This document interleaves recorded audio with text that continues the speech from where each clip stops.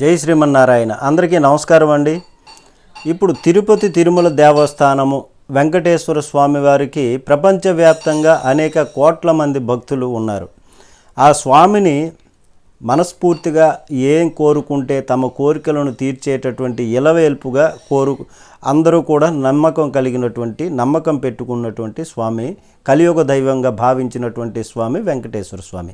అయితే తిరుమల తిరుపతి వెంకటేశ్వర స్వామి వారి యొక్క లడ్డూ ప్రసాదంలో కల్తీ జరిగింది, ఇన్నాళ్ళుగా ఆ కల్తీ ప్రసాదాన్నే తిన్నారు అనేటటువంటి విధంగా చంద్రబాబు నాయుడు గారు, ముఖ్యమంత్రి గారు వ్యాఖ్యానించడము, ఇప్పుడు అవి అందరి భక్తుల హృదయాల్లో, కొన్ని కోట్ల భక్తుల హృదయాల్లో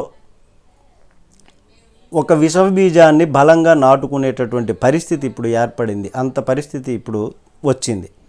అయితే దీనిలో నిజాలు నిగ్గు తేలాలి, నిజాలు బయటకు రావాలి, ప్రపంచానికి తెలియాలి. అయితే ఇందులో భాగంగా తిరుపతి తిరుమల దేవస్థానానికి సంబంధించి మాజీ చైర్మన్ వైవి సుబ్బారెడ్డి గారు సుప్రీంకోర్టుకి వెళ్ళారు, పిటిషన్ వేశారు. ఇట్లాగా ఆరోపణలు చేస్తున్నారు, ఈ ఆరోపణల పైన నిజాలు, ఈ వివాదం పైన నిజాలు నిగ్గు తేలాలి, సుప్రీంకోర్టు ఆధ్వర్యంలో ఒక నిపుణుల కమిటీని వేసి దీనిలో నిజాలు తేల్చండి అనేటటువంటి విధంగా ఆయన సుప్రీంకోర్టుకి ఒక ఫిల్ దాఖలు చేశారు. అలాగే రెండవ కేసు కూడా నమోదైంది. అది బీజేపీ సీనియర్ నేత అయినటువంటి ఆయన, ఇప్పుడు బీజేపీలో ఉన్నారో లేదో తెలియదు, మాజీ రాజ్యసభ సభ్యులు సుబ్రహ్మణ్య స్వామి గారు. ఈయన అందరికీ తెలిసినటువంటి విషయం. ఈయన కూడా ఇది రాజకీయ లబ్ధి కోసం కల్పించి చేసినటువంటి ఆరోపణ, వ్యాఖ్యలు, ఇందులో నిజం లేదు అనేటటువంటి విధంగా దీనిలో నిజాలు ప్రపంచానికి తెలియాలి, నిగ్గు తేలాలి అన్నటువంటి విధంగా ఆయన కేసు పెట్టారు. కానీ ఇది ఒక విధంగా భగవంతుడు అనుగ్రహించి, భగవంతుడు ఆ శుభ పరిణామం అని చెప్పాలి. ఇది ఒక అద్భుతమైనటువంటి విషయమే అని చెప్పాలి. ఎందుకంటే ఆ కేసు పెట్టడం, దానిలో తప్పనిసరిగా నిగ్గు ఇప్పుడు తేలుతుంది కూడా, తేల్చాలి కూడా. కాబట్టి ఇది ఒక అద్భుతమైనటువంటి పనిగా, మంచి పనిగా వారి చేత ఇది భగవంతుడే చేయిస్తున్నాడని చెప్పుకోవాలి. అయితే ముఖ్యంగా ఇదంతా ఒక విషయం పక్కన పెడితే, భక్తులు ఎవరైనా కానీ ఎవరు కూడా దీనిపైన అనుమానము, బాధ, అపవిత్రం చేసేసామా అన్నటువంటి బాధను వ్యక్తం చేయక్కర్లేదు. ఎందుకు, మనము ఒకవేళ నిజంగా చంద్రబాబు నాయుడు గారు వ్యాఖ్యానించినట్లు అందులో కల్తీ జరిగి మనం దాన్ని తిన్నామంటే మనకు తెలియకుండా జరిగింది అనుకోవాలి. అలా జరగలేదు. కానీ అలా నెయ్యి ఎవరు కలుపుతారండి? భగవంతుడి దగ్గర కల్తీ కలిపితే భగవంతుడు క్షమిస్తాడా? ఆ పాపాన్ని పరిరక్షిస్తాడా? దానికి ప్రాయశ్చిత్తం చేస్తాడు కదా. ఎవరు అలాగ చేయరు. అయితే ఒకవేళ జరిగిందే అని ఎవరైనా అనుకుంటే అది తెలియక జరిగినటువంటి పొరపాటు కాబట్టి భగవంతుడు మనల్ని పరిపూర్ణంగా అనుగ్రహిస్తాడు. ఇందులో ఎటువంటి సంశయం అయితే లేదు. అయితే ఇప్పుడు వివరాల్లోకి వెళ్తే 2019 నుంచి 2023 వరకు, ఆగస్టు వరకు కూడా వైవి సుబ్బారెడ్డి గారు చైర్మన్గా ఉన్నారు ట్రస్ట్కి. ఉన్నప్పుడు ఆయన హయాంలో, ఆయన పీరియడ్లో ఏఆర్ సంస్థ అనేటటువంటిది ఒక టెండరు కూడా లేదు. ఆ ఏఆర్ సంస్థ నుంచి కూడా సప్లై కూడా చేయలేదు ఆ పీరియడ్లో. ఆ తరువాత భూమన కరుణాకర్ రెడ్డి గారు వచ్చారు. 2023 తరువాత, ఆగస్టు తరువాత ఆయన వచ్చారు. ఆయన టైంలో కూడా ఏఆర్ సంస్థ నుంచి ఒక టెండరు కూడా లేదు, ఒక గ్రాము కల్తీ నెయ్యి అన్నటువంటిది రావడం కూడా జరగలేదు అనేటువంటి విషయం తెలుస్తుంది. ఇప్పుడు ఈ విధంగా వాళ్ళు కూడా సప్లై చేయలేదు అన్నటువంటి విధంగా కూడా తెలుస్తుంది. జూన్ 4న తిరుపతి తిరుమల దేవస్థానం చైర్మన్గా రిజైన్ చేశారు భూమన కరుణాకర్ రెడ్డి గారు. అయితే ఆయన టైంలో ఎక్కడ కూడా ఇట్లాంటిది జరగలేదు, యానిమల్ ఫ్యాట్ ఉందని ఎక్కడ రాలేదు. ఆ తరువాత ఫస్ట్ రియాక్షన్ ఆఫ్ ఈవో ఏమన్నారంటే వెజిటబుల్ ఫ్యాట్ ఉండొచ్చేమో అని.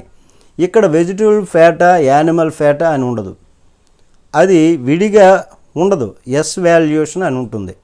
ఎస్ వాల్యుయేషన్ అనేది 80%, 70% తగ్గిందంటే అప్పుడు అది స్టాండర్డ్ నెయ్యి కాదు, అది కలుషితమైనటువంటి నెయ్యి మాత్రము అని దానిలో నిర్ధారణ చేస్తారు ఎస్ వాల్యుయేషన్ బట్టి. ఇది యానిమల్ ఫ్యాటా, వెజిటబుల్ ఫ్యాటా అని ఎక్కడ ఉండదు. ఎస్ వాల్యుయేషన్ తగ్గింది కాబట్టి వాళ్ళు గుజరాత్కి పంపించారు ఇది శాంపిల్స్ తీసి. అప్పటికే ఆ 4 ట్యాంకర్లు వెనక్కి పంపించేశారు. ఇది నాణ్యమైనటువంటి నెయ్యి కాదు అని ప్రసాదాలకి కూడా ఎక్కడ వాడలేదు. ఇది స్వయంగా తిరుపతి తిరుమల దేవస్థానం ఈవో గారు కూడా చెప్పినటువంటిది. అయితే గుజరాత్ రిపోర్ట్లో కూడా ఎస్ వాల్యుయేషన్ తక్కువగా ఉంది. దానికి కారణాలు కూడా తెలిపారు. ఏంటంటే అవి ఎస్ వాల్యుయేషను ఎందుకు తక్కువగా వస్తుందంటే ఆవుకి గడ్డి దాన సరిగా పెట్టకపోతే, సరిగా సక్రమమైనటువంటి క్రమ పద్ధతిలో ఇవ్వకపోతే ఎస్ వాల్యుయేషన్ అనేది తగ్గిపోతుంది. దాన్ని బేస్ చేసుకొని రిపోర్ట్ ఇస్తారు. వారు ఇచ్చినటువంటి ఎనక్చర్లో కూడా ఈ విధంగానే వ్రాశారు. అయితే ఎస్ వాల్యుయేషన్ ఎందుకు తగ్గింది, ఒక ఆవు సరిగా న్యూట్రిషన్ కాకపోతే కనుక ఎస్ వాల్యుయేషన్ తగ్గొచ్చు. ఆ విధంగా వారు వెజిటబుల్ ఫ్యాట్ ఉండొచ్చని కానీ చెబితే 4 రోజుల తరువాత మన ముఖ్యమంత్రి గారు యానిమల్ ఫ్యాట్ అని చెప్పడం జరిగింది. ఈ వ్యాఖ్యలు కోట్లాది మంది భక్తుల హృదయాల్లో విషపూరితలు అయిపోయి బలంగా వెళ్ళిపోయాయి. ఇన్నాళ్ళు మేము యానిమల్ ఫ్యాట్ కలిపినటువంటి లడ్డూ తిన్నామా, ఇది ధర్మమేనా అని వారికి ఆవేదన కలిగింది. ఇది అబద్ధం కాదా? ఇది ఒక విధంగా అబద్ధమే కదా. మరి అక్కడ చేస్తున్నటువంటి ఆ రిపోర్ట్లో కూడా ఎస్ వాల్యుయేషను యానిమల్ ఫ్యాటు ఇవన్నీ ఉండవు. ఒకవేళ యానిమల్ ఫ్యాటు కలిపారు అనుకుంటే యానిమల్ ఫ్యాట్ వాల్యూ 1400 రూపాయలు దాని తాలూకా ఆయిల్. అయితే ఇక్కడ ఇదేంటంటే టెండరింగ్లో 319 రూపాయలు కిలో నెయ్యి. 319 రూపాయల నెయ్యిలో 1400 రూపాయలు వాల్యూ చేసినటువంటి యానిమల్ ఫ్యాట్కి సంబంధించినటువంటి ఆయిల్ని కలుపుతారా? ఎక్కడైనా వ్యాపారం చేసుకున్నటువంటి వాడు లాభాలు రావాలని చూస్తాడు, నష్టాల్లోకి వెళ్ళిపోవాలని ఇది కలపడు కదా. ఇవి ఎక్కువ వాల్యూ ఉన్నటువంటిది. ఫర్ ఎగ్జాంపుల్ మనం చూసుకుంటే రాగి బిందు ఉంది. రాగి బిందులో బంగారాన్ని కలుపుతారా? బంగారం కలిపి తయారు చేస్తారా రాగి బిందు? యాక్చువల్గా రాగి బిందు చూస్తే ఒక 3000 ఎంతో ఉంటుంది.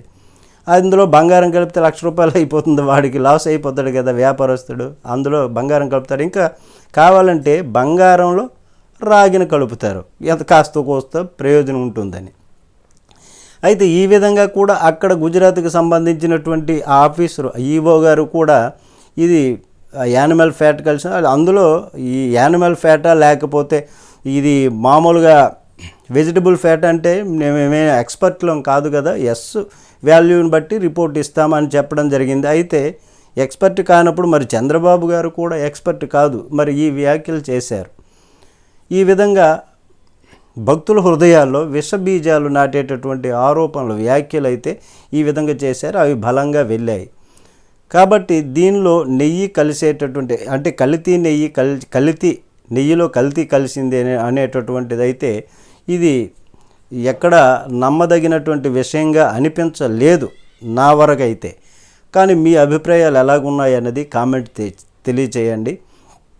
కానీ ఏది ఏమైనా కానీ సుప్రీంకోర్టు వరకు వెళ్ళింది కాబట్టి ఇందులో ఉన్నటువంటి నిజాలు ప్రపంచానికి తెలియాలి, దాని వెనుకున్నటువంటి వాస్తవాలు ప్రపంచానికి తెలియాలి అని మన అందరం కోరుకుందాము. జై శ్రీమన్నారాయణ.